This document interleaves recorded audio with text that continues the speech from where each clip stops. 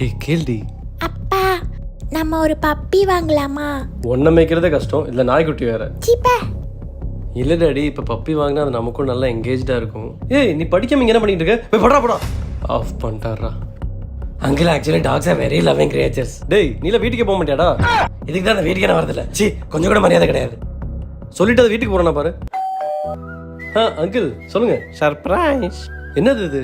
பப்பியா? எப்படி வாங்குனீங்க? என் தங்கச்சிட்ட சொன்னேன், அதாவது உங்கள் அம்மா சொல்லி தான் வாங்கி கொடுத்தேன். உள்ள வாங்க உள்ள வாங்க.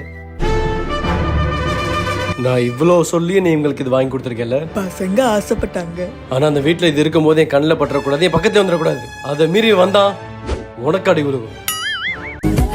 எப்படிதான் அதெல்லாம் கொஞ்சிறானுங்களோ. செக். 3 days later.